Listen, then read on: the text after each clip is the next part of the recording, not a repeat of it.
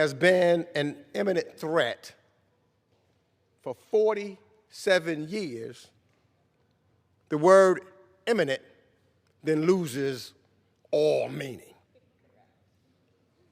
I yield 1 minute to the distinguished gentleman from New York, the Democratic leader in the United States House of Representatives, from Brooklyn, New York, the Honorable Hakeem Jeffries. The minority leader is recognized for 1 minute. Thank you, Mr. Speaker, and I thank my good friend, the distinguished gentleman from Queens, the great state of New York, the once and future chairman of the Foreign Affairs Committee, Mr. Meeks, for his leadership and for yielding. I rise today in strong support of the American people, in support of our men and women in uniform, in support of the United States Constitution, and in support of this War Powers Resolution. As we gather here today on the floor of the House of Representatives, there are mothers and fathers across this country who are in mourning, confronting the heartbreaking loss of their loved ones in uniform. My prayers are with the families of the 6 American service members who have been killed overseas in Donald Trump's war of choice. We're thankful for their heroism, their bravery, and their patriotism, and may their memories always be a blessing. Mr. Speaker, every member who serves in this chamber has sworn an oath of office. It seems as though many of my Republican colleagues have forgotten that. So let me remind you in part as to what it says. I do solemnly swear that I will support and defend the Constitution of the United States against all enemies, foreign and domestic. So help me God. In this remarkable country, the greatest nation in the history of the world, we don't swear an oath to a king, to a political party, or to a man bent on desecrating the Oval Office. In the Congress, in the courts, and in the military, we swear an oath to the United States Constitution. Mr. Speaker, when the framers drafted that glorious document, they feared the rise of a monarch, a demagogue, a tyrant. Today we are here on the House floor because the Constitution, the binding document that makes us all Americans, is being trampled on by a wannabe king. As members of the House of Representatives, the branch of government who the framers decided would be the closest to the American people, to reflect the hopes, the dreams, the aspirations, the fears, the concerns, the anxieties, the life experiences, and the passions of the American people. We have a solemn obligation, Democrats and Republicans alike. We are all guardians of the American people and of the Constitution. We swore an oath that compels us to ensure that this president's modern-day injuries and abuses come to an end. We're at war now in the Middle East, spending billions of dollars to bomb Iran, when Republicans refuse to find a dime to make health care affordable for the American people, to make sure that everyday Americans can go see a doctor when they need one. This war has not been authorized by the people's representatives here in this glorious House.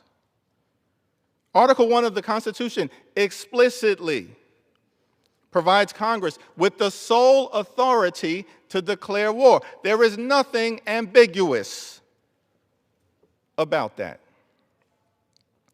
The framers made that decision because they were concerned about kings who throughout time plunged their people into unnecessary wars, impoverishing them or imperiling their lives by sending them off to a foreign conflict, often to pillage the resources of others for the benefit of a tyrant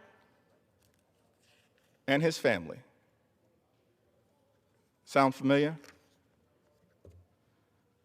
That's why the power to declare war was given explicitly to the House and to the Senate, given to the people's representatives. Abraham Lincoln, as a member of this House in 1848, once profoundly observed the provision of the Constitution giving the war-making power to Congress was dictated, as I understand it, by the following reasons. Kings had always been involving and impoverishing their people in wars, pretending generally, if not always, that the good of the people was the object. This our convention understood to be the most oppressive of all kingly oppressions, and they resolved to so frame the Constitution that no one man should hold the power of bringing this oppression upon us. Then Congressman Abraham Lincoln, Republican Congressman, 1848. That is why we have advanced this War Powers resolution today. Donald Trump intentionally refused to get authorization from Congress for this war of choice, a war that has now exploded to more than 10 countries across the Middle East. The President has not even, Mr. Speaker, bothered to offer a coherent answer to the most basic questions that any commander-in-chief should address when making the solemn decision to take us to war. Why are we doing this? What are our objectives? How will this all end? Mr. Speaker, if this military action, this war, is so principled, why is the President unwilling or unable to make his case directly to the American people? If the tremendous cost to American taxpayers in terms of sacred human lives and our nation's precious resources is so justified, why does the President's rationale, why does the administration's rationale change every single day? Now, make no mistake, Iran is a bad actor. They must be confronted for their nuclear aspirations, painful human rights abuses, and repression of its own people, including the slaughter of thousands of civilians during the recent protests. It is the leading state sponsor of terrorism. It is a brutal regime that presents a serious threat to our allies in the Middle East, including Israel, Jordan, and the Gulf states.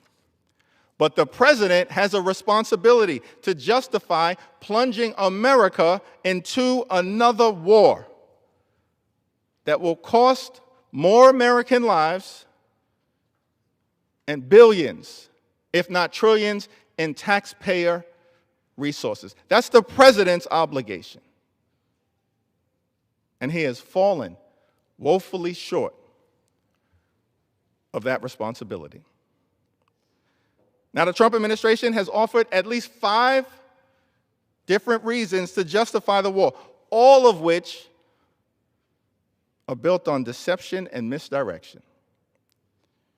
First, Donald Trump claimed that the U.S. would attack Iran to protect the demonstrators who were risking their lives to demand democratic change. He even urged them weeks ago to rise up and seize state institutions. But as the regime cracked down brutally, killing tens of thousands of their own citizens, the President did nothing. Even as Donald Trump urged ordinary Iranians to take greater risks, there was never a viable military option for defending unarmed protesters against a brutal police state without sending hundreds of thousands of American troops into Iran. It was an empty pledge to the Iranian people that the current bombing campaign does nothing to undo. Second, Donald Trump and his advisors claim that Iran's unwillingness to negotiate away its nuclear program left no choice but for us to attack. Now, this is the very same person, Mr. Speaker, who told the country last summer that Iran's nuclear program was completely and totally obliterated. The same administration whose Department of Defense has said that the Iranian nuclear program was set back several years, and whose State Department said Iran isn't even enriching uranium today. Mr. Speaker, was the Commander-in-Chief confused in June, or is he confused right now? It was not long ago when America could be sure that we were preventing Iran from pursuing a nuclear weapon. The Iran nuclear agreement successfully did that until Donald Trump recklessly decided to pull the plug because he suffers from Obama derangement syndrome. The president has spent much of the past year trying and failing to restore the same negotiated safeguards he abandoned for partisan political reasons. And because of his failure to negotiate the guardrails that he destroyed, he has now taken us to war. Third, President Trump claims that Iran poses an imminent threat to the United States through its development of intercontinental ballistic missiles that could perhaps someday reach our shores. If Iran is actually on the verge of having that capability, the president should provide the evidence. But no such evidence has been presented to this Congress or to the American people. We can only assume that it does not exist. Fourth, Donald Trump said that he wanted to achieve regime change. Now, Donald Trump is an individual who promised Americans on the campaign trail that launching regime change wars in the Middle East has been one of the most foolish and costly things that the United States has ever done. Those are Donald Trump's words on the campaign trail. Candidate Trump said that if elected, he would never get our country into an endless regime war. President Trump has now done the exact opposite.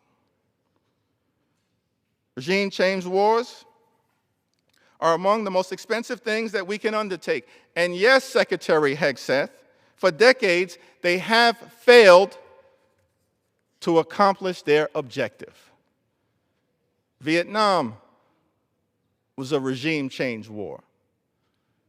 Afghanistan was a regime change war. Iraq was a regime change war.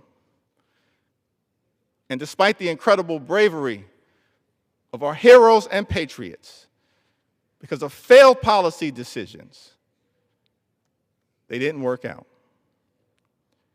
Even if the Iranian regime were to fall, we have no way to control what comes next, which most experts believe would be the Iranian Revolutionary Guard-led government rising up and being just as repressive and antagonistic as the current theocracy, and perhaps even more committed to the acquisition of nuclear weapons. Fifth, and most recently, Donald Trump said, "I had a feeling Iran would attack," as some sort of rationale for going to war. Donald Trump had a feeling that Iran would attack. The United States government has initiated a war, put American lives at risk. 6 patriots have already been killed. Thousands of American citizens are stranded in the Middle East, and he's plunged the entire Middle East into a war and chaos over a feeling. It's outrageous, it's unacceptable, it shocks the conscience. The last few days, 6 service members have died, and the Trump administration has acknowledged that more of our heroes are going to be killed.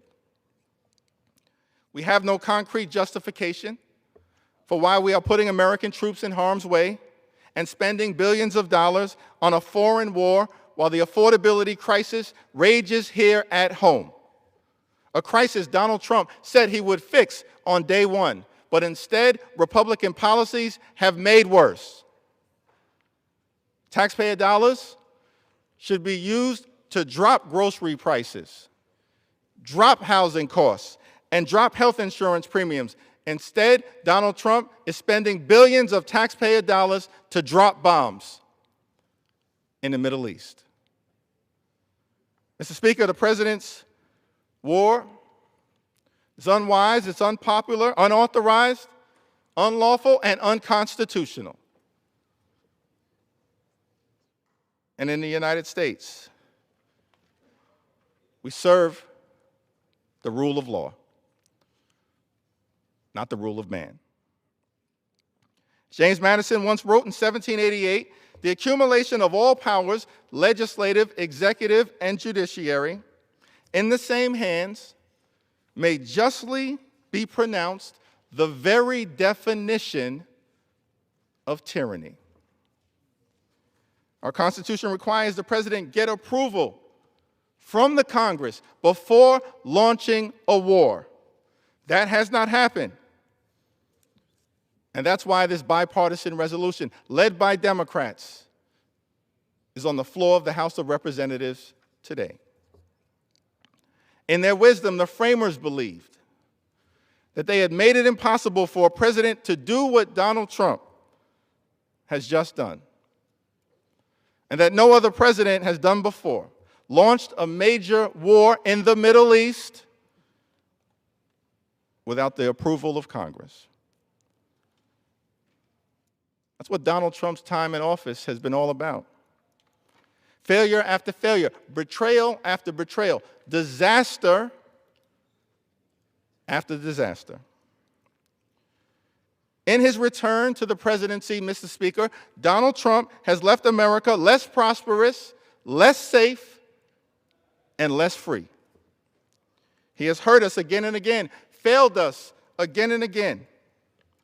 And now, by launching this unauthorized war of choice,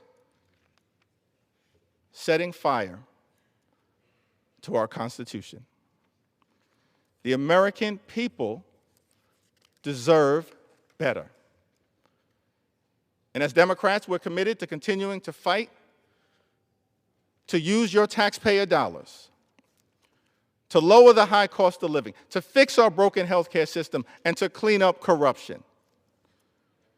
And we stand on the floor here today to make sure that those taxpayer dollars are being used in ways that are designed to make life better for the American people, not launching another endless war in the Middle East that is destined to cost more American lives and waste billions, if not trillions, in taxpayer dollars.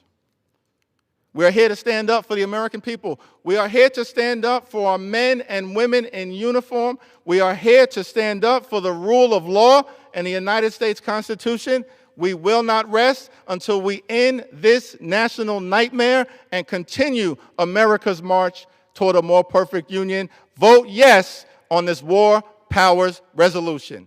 I yield back. Gentleman yields. The gentleman reserves. The gentleman from Florida is recognized.